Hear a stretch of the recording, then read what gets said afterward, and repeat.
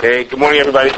I'm going to be speaking today about a minhag that people have to eat only pas Yisroel during Aseres Yimei Teshuvah, and related things to that. Just to get us started, the Mishnah says that a person is not allowed to eat bread that was baked by a goy. That's called pas akum. If a goy bakes bread, you're not allowed to eat it. But later on, what came out was that there's two types of pas akum. Pas akum that was made by a plain goy, by your next door neighbor, that's also you're not allowed to eat that. There's another kind of bread called pas palter, pas that was made by a baker, and that possibly you're allowed to eat. I'll tell you in a second whether you are or not. Why should bread of a baker be any different than bread made by your next door neighbor? The reason is because the whole reason why the Chachamim asked us to eat pas akum is because they didn't want us to become too friendly with goyim. That could lead to chasnas. It could lead to intermarriage. A person can get so friendly with them that along the road, chas v'shalom, he could end up marrying a shiksa. And therefore, the Chachamim said, don't get so friendly with them. Now, that concern that you're going to be so friendly with them, and that'll lead you to be really get so chummy with this person, doesn't apply to a baker, because you have nothing to do with the baker. Nobody here has any connection when they walk into Tel Aviv Bakery and they buy something. They don't feel really close and friendly to the baker way in the back of it over there. But to your neighbor, if he gave you bread, he baked you a cake, then you'd feel closer to him, and that could lead to problems. So, there are two main opinions about what the din is about pas palter. The Shulchan Aruch says that he paskins that if a person doesn't have a choice, and the only thing that's available is pas palter, there's no pas Yisroel, no pas made by Yid available, he can eat pas palter. That's what the Shulchan Aruch says. And that's what Sfardim do.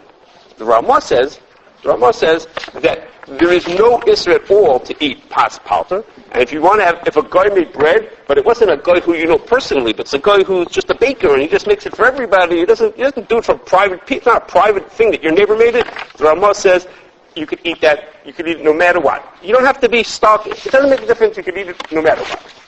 So, the Shulchan Aruch says that a person who is maker like the Ramah, he doesn't use the word Ramah, of course, but he says a person who's maker and eats pas palter all the time, that person during Aseres Yimei Teshuvah should eat only pas Yisroel. He should not rely on the fact that you're allowed to eat pas palter. He should eat only pas Yisroel. Now, where did that come from? That during Aseres Yimei Teshuvah we should be more machmir. Where does it come from that during Aseres Yimei Teshuvah you should be more careful to only eat? You should follow the stricter opinion and only eat pas Yisroel and not eat pas palter. So the answer is, it comes from Yerushalmi. Okay? Yerushalmi says, Rav Chia told Rav, he said, really, I think it's a good idea that all year round you should eat your chulin b'tahara. You should eat your chulin as if it's kachim, and eat it only if you're tahara and it's tahara. Pretend that this chulin is kachim and only eat it b'tahara. I think it's a good idea, you should always do that. But if you're not so good, and you're not able to do that, it's a special thing to do that. If you're not able to do that, at least for 7 days a year, you should do that. That's what he said to him. So what does that mean? What does it do with us? So the answer is, the Torah says, he says, those 7 days that he meant, when he said for 7 days a year you should do that, he didn't mean, what did he mean when he said 7 days a year you should do that? He meant is, during Aseres Yimei Teshuvah. There are 7 days between Rosh Hashanah and Yom Kippur. During those 7 days, you should eat your chulin as if they're kachim, and eat them only when you're tahar. He says, but the problem is that nowadays that's impossible. I mean, there's no way in the world that anybody could eat their chulin b'tahara.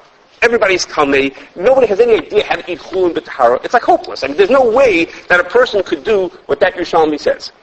He says, so what you should do is find something else. Find something else that you're not mechuyev to do, but that's a better thing to do, and during Aseres Yimei Teshuvah a person should do that. So, in the day of Yerushalmi, Rav Chia told Rav that the better thing you should do is, you should eat chulin as if it's kosher. Eat chulin b'tahara. We can't do that one, so we found something else. So the Torah says, I have an idea. I know another thing you could do, and that is, you could be machmir to only eat pas Yisroel. Don't eat pas palter. You should also eat pas Yisroel. So let's pause for a second. I'll tell you in a minute what that means. What does it mean that you eat pas Yisrael? We'll find out some of the details, what that means to only eat pas Yisrael. What it means is that really what's going on here is a person is supposed to be extra careful. Something that I'm not required to do, I'm going to be extra careful to do it during Aseres Yimei Teshuvah. Which means is that if in your house you anyhow eat pas Yisrael, or if you listen to me afterwards and you find that, hey, really not such a big deal to eat pas Yisrael. The way we are and the way we live, it's not such a big deal to eat pas Yisrael. You have to find something else to do. The point of the Yerushalmi is not specifically to eat pas Yisrael. It doesn't say in the Yerushalmi you should eat pas Yisrael. It says in the Yerushalmi you should be extra careful during Aseres Yimei Teshuvah about something that you otherwise don't have to do, and you should be extra careful.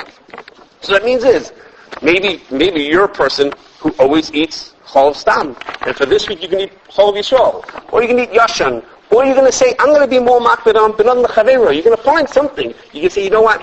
When I wear my tefillin, I'm not going to speak any dvarim b'teilim when I'm wearing my tefillin during Aseres Yimei Teshuvah. I'm going to make sure that I don't talk even during davening, even when you're allowed to talk. The point that the Yerushalmi is not specifically that you should eat pas Yisrael. It doesn't say in the Yerushalmi you should eat pas Yisrael. It says in the Yerushalmi you should eat chul mitara. The Torah says, but it means you have to find something to be more makbid on. So, the minhag is to be makbid on pas Yisrael. That's how the Shulchan Aruch brings it, that's what the minhag is.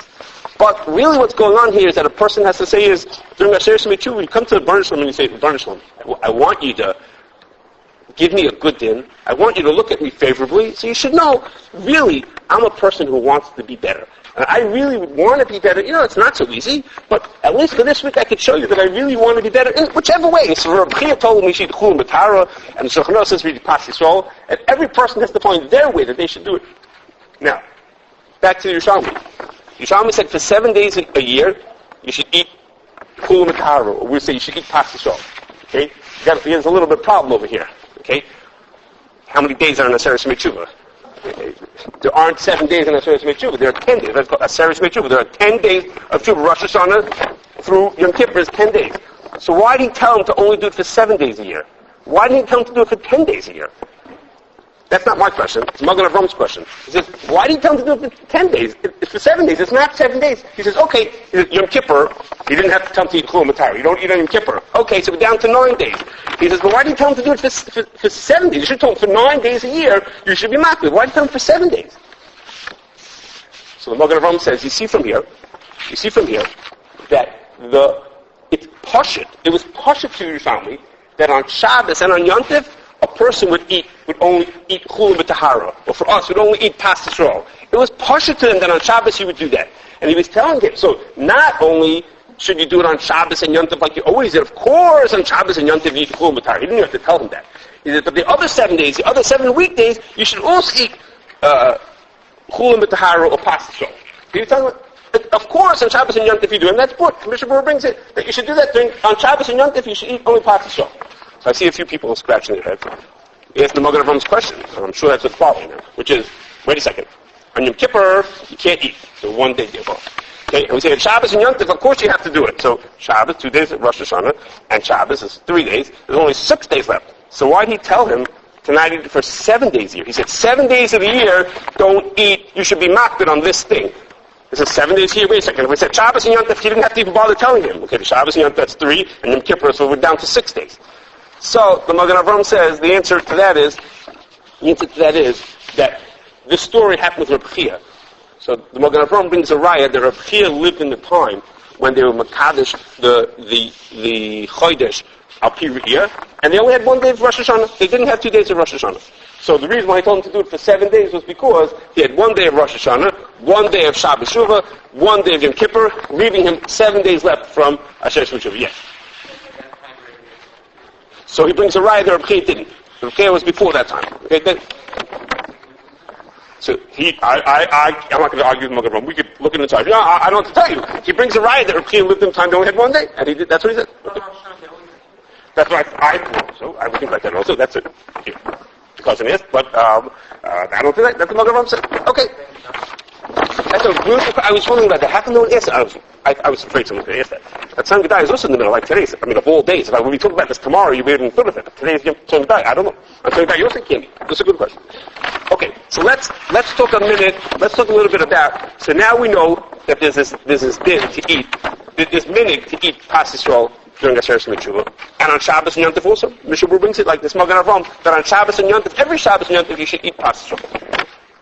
So, what is included in pas Yisrael? What are the things that you have to be marked on to say, this thing, I need to eat pas Yisrael? The answer is, it has to be something made of the 5 primary grains: wheat, rye, spelt, oats, and barley. It's made of one of those 5 grains. And it's a thing that I either always make hametzi on it, or if I eat enough of it, I would have to make hametzi. So it doesn't mean just bread. It means, let's say I have pizza. If I eat enough pizza, I have to make hametzi, then that's included in pas Yisrael. If I eat enough cookies, if I eat enough cake or crackers, all those things, if you eat enough of them, you make a meal out of them, you have to make hametzi. Anything that you have to make hametzi on, if you eat enough of it, that's a thing that in the rules of pas Yisrael. So it doesn't include rice. Okay, if someone has rice cakes, they don't have to be pas Yisrael because they're not made of the 5 grains. Okay, doesn't include oatmeal because oatmeal you don't make hametzi on no matter how much you eat. So now, I'll mention a few things that there are questions about. Okay, and that there are different ways of looking at it. The first one is donuts.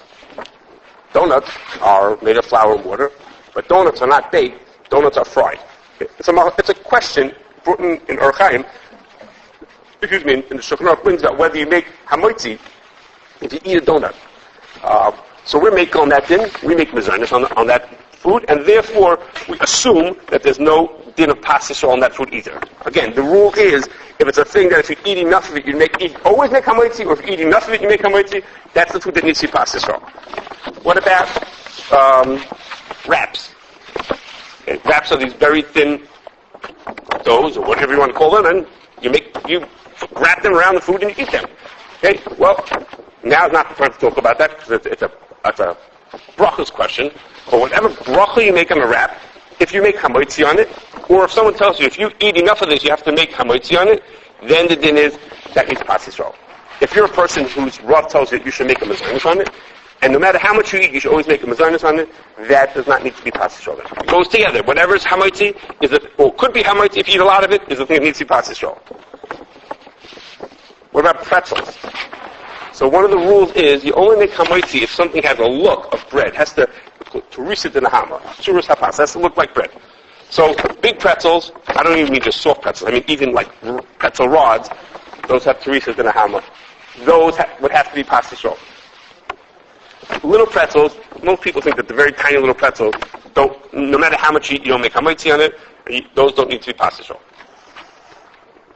Breakfast cereals. I don't know what they serve here in Yeshiva for breakfast, but if they serve Cheerios, okay, so Cheerios are also considered to not have teresis in a hama. They're so tiny that they don't have any look like bread. Nobody thinks of them as bread. It's also not clear that they get baked altogether, the way they're cooked, so they don't need to be pas Yisrael. So now, before I go on to my last point, I'll stop again and think. If everything you just heard me say tells you, you know what? I know we get our bread from Tel Aviv. Well, they're pas Yisrael. And I heard all the other things she said about wraps and cereals and things like that. And guess what? At the end of the day, I figured out that guess what? I'm not going to do anything different for Aseres Yimei Teshuvah because either everything I have is pas Yisrael or I don't eat pas Yisrael. I'm a good one. I have cereal for breakfast. I have a sandwich for lunch from Tel Aviv, and for supper I have rice and chicken. I don't have to do anything. Okay? If that's how you walked out of here, then you missed the point. Okay? Remember. The Yerushalmi didn't say you should be pas Yisrael. Yerushalmi said the person for 7 days a year should be more makbid. Find something that you don't usually do, you're not mechuyev to do, and follow a stricter opinion during that time. So if you walked out and said, great, Moshe's father came and he told us, don't worry about this pas Yisrael thing. We're okay, we're all safe, no problem. We eat from Tel Aviv bakery and all these other things. I'm good, I have nothing to worry about. I'll just eat corn chips the whole week. Okay, then you missed the point. Okay, the point the person had to find something and say is, in this thing I want to show the Rebbeinu Shalom on Shabbos and Yom Tov and the Aseres Yimei Teshuvah, I'm more careful. That's what I really want to be when I can. That's what I want to do. Okay. Now the last thing is, the Gemara says there's 3 ways to make food pas Yisrael. Pas Yisrael means a yid had to do with the cooking. Doesn't mean the yid did the whole cooking. The yid had something to do with the baking of this bread. Okay, the Gemara says there's 3 ways to make food pas Yisrael. And the 3 ways are, the first is, I don't know if I'm saying them in order of the Gemara. The first, in my order, is, the Yid takes the bread and he puts it into the oven. Okay? He takes the food and he puts it onto the fire. He puts the food onto the fire. That's considered he baked it. To us, that seems like the most obvious one. There was a fire there. Okay, there was a fire there. I took the bread or the dough and I stuck it in the oven and I baked it, and that makes it pas Yisrael. So there's an interesting example of that din. An extension of that is as follows. Here in town, I can think of 3 places that do what I'm about to describe to you. That is, instead of making their bread from flour and water, they don't have any flour and water in that, so to speak, bakery. They have no flour and water. What they do is it's a factory that makes for them breads and bagels and rolls and things like that. But instead of baking it all the way, they only bake it partly. And they call it, they're not such an original name, they call it par-baked. Okay, it's partially baked bread. So some place sits with flour and water and all the other ingredients that they need, and they make the bagels and the rolls, and they partially bake them, then they stick them in the freezer, and they send them over to you, the baker, or you, the store, and when you want to serve them to somebody, you put them into the oven, let's say, for another 15 minutes, or another half an hour, or whatever long, and it finishes the baking, and then you serve the person a fresh baked roll or bagel. It's fresh because you finished the baking, but you didn't have to pashka with flour and water and yeast and oil and all kinds of things. You just pull it out of the freezer and stick it in the oven. Okay. If that food was made originally by a guy, the factory that par-baked it, there were no yid in the baking over there, so the din is like this. If the food still needs a little bit of baking to be finished, it's not finished being cooked, and the yid does that end baking, the din is a pas Yisrael. So I can think of 3 places in town that do that. They sell their baked goods as pas Yisrael, and it's pas Yisrael not because they were there from the beginning of the baking, they were there at the end part of the baking that was good enough. Okay? We once had a funny situation where someone complained and said they don't think that it's pas Yisrael because those foods that they make, they're really fully baked. And the Yid is doing nothing, he's just warming them up. Hold on 1 second. He's doing nothing, he's just warming them up. So we took one of those out of the freezer, and we tried it, and we tasted it, and it tasted awful. It was not fully baked by any stretch of the imagination, okay? And then when we came back the next day, okay, it was just sitting on my desk. Okay, we came back the next day, okay, to show you how not baked it was. The thing started to rise. You know, when you leave the dough outside, it started to rise. Instead of being a bagel that was this big, all of a sudden it was this big, okay? So that was pretty clear that this thing was not baked. Yes?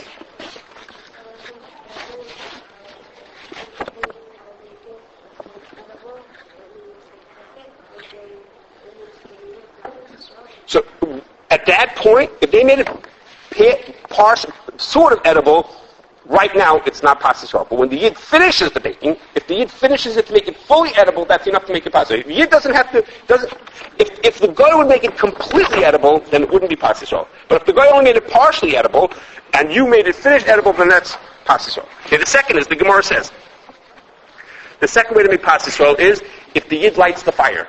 Okay, the Yid didn't put the food on. The Yid just lit the fire. And later came along the guy and baked the bread. That's pas Yisrael. There's another bakery in town.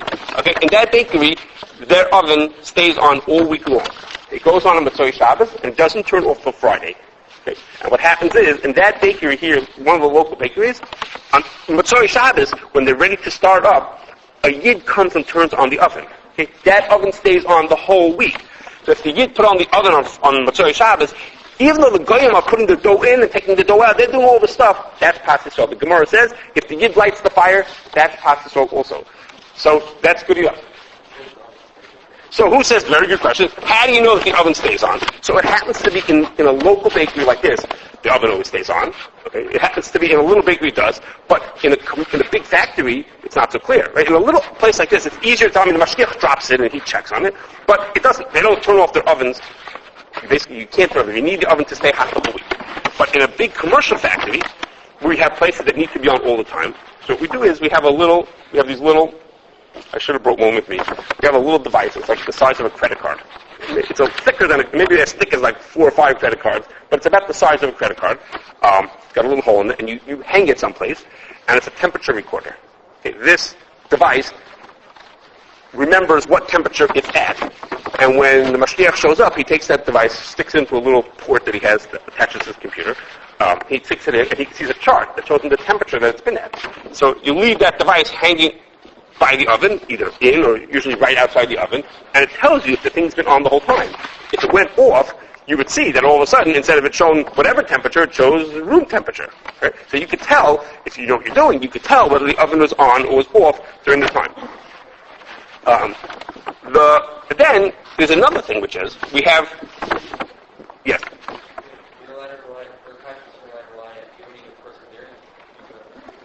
Well, what it is the Yid lit the fire the first time, and the way we make sure that it stays lit, what he wants to, how do we make sure? We make sure by just a recording practice. That tells us that it stays on. Now we know.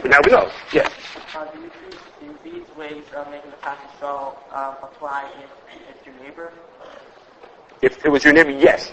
It would work also, yes. Even if it was a guy, a friendly person, not a palta, yes, it would work for those also. The Gemara wasn't talking about pas palta. The Gemara was talking about just making passes or anything. Yeah, if it was your neighbor, it would work also. Yeah.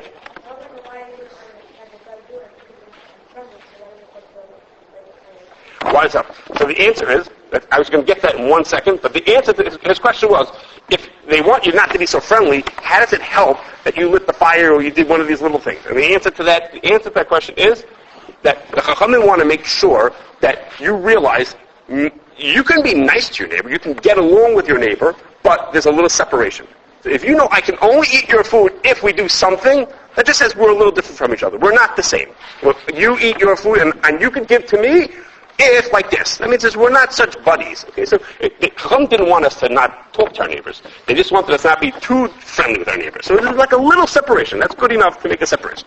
Now, there's another place, a commercial place at the Aseres Yimei Teshuvah, where that place, they need their ovens turned on at different times, and they're not like a bakery that keeps their oven on 24 hours a day. So how do they get their fires lit? So somebody came up with a device maybe 20 years ago. The person came up with a device, which is, nowadays, it would be obvious to do this, but when he thought of it 20 years ago, it was by no means obvious, which is, the fires in this factory are wired to a phone. And you cannot turn, the only way to turn the fire on is by someone dialing into a certain number and pressing a code, and that turns on the fire. So, Rabbi Oppenheimer gets up early in the morning, and when they need him on those days, and they need him to put it on, they can't turn on the fire until he lights it, until he calls in. He calls in a number, and whatever, I guess a recording comes on, or a machine comes on, and he presses in a code, and that turns it on. Okay? And he tests them every so often, which is to say is, when they ask him to call in, and he doesn't call back. He doesn't call on purpose, okay? To see if they figured out a way to get around his system, Because if he doesn't call in and they keep on cooking, but if he doesn't call in and they scream at him an hour later, "Where are you, Rabbi? We need you," then he knows that good, his system is working. Anyhow, so he does this, he calls in, and he basically turns it on, okay? And if you wonder if it works, people have stood there, you stand by the machine and you do it from a cell phone, just call in, and boom, the thing goes on. It's very much lit by the Yid. Okay, and the last the Gemara says is you can eat. So the first was the Yid could put the food onto the fire. The second is the Yid could light the fire. And the third is the Gemara says he could just stoke up the coal or stir the pot. Okay, you can just stir it up a little bit. So on that, Rishonim ask, they say, stir it? What does that do? It doesn't bake it at all. It doesn't do anything for the cooking. It's not like lighting a fire. It's not like putting the food onto the fire. What does it do? So that's what I was going to say, what someone asked over here, which is, the answer is, the Chachamim wanted just to have a hecker. They just wanted it to be that there's everybody realizes you can't just eat food from the guy. The Yid has to be involved. There has to be a hecker. So if the hecker is even that I stir up the pot, that's enough. I did something. You can't eat this until something happens. And that's enough of a hecker. And a question about that is, but whether it's a hecker is, what also some of the places locally use, a lot of hashgachas use, is they came up with an idea. What we're going to do is, we're going to take, I'm trying to think if you've ever seen this. Have you ever seen in your home oven, when the fire goes on inside the oven, did you ever notice when the fire goes on, first there's like a glow, okay, and then the fire lights up. I don't know if you ever noticed that. Okay, and that is, the way the fire lights up in your oven is, first a glow bar heats up, burning hot, with electricity, it gets heated up, and then the gas passes over and the gas catches on fire. Usually if you have a gas oven, and then the gas catches on fire, and then the glow bar goes out. But that's what we use here is a glow bar. It's a little piece of metal or ceramic, and when you pass electricity through it, it glows burning hot. So what they do is they take one of these a glow bar, they put it into the oven, and they leave it on all the time. They don't just put it on for a few minutes. It stays on 24 hours a day. So that glow bar, the Yid lights that, and that little fire that the Yid has added is what's called the Hashlachas Kisem. The Yid threw in a little toothpick, a little piece of wood into the fire, and that's a hecker, which is to say it doesn't do anything for the cooking. It's a tiny little nothing. It's a little bit of heat that's sitting in there. It doesn't do really for the cooking. It's a big oven. It doesn't know how much does it do. But that little glow bar is the hecker that says you can't eat this food. A Yid wouldn't eat this food unless that fire was lit, and that's good enough.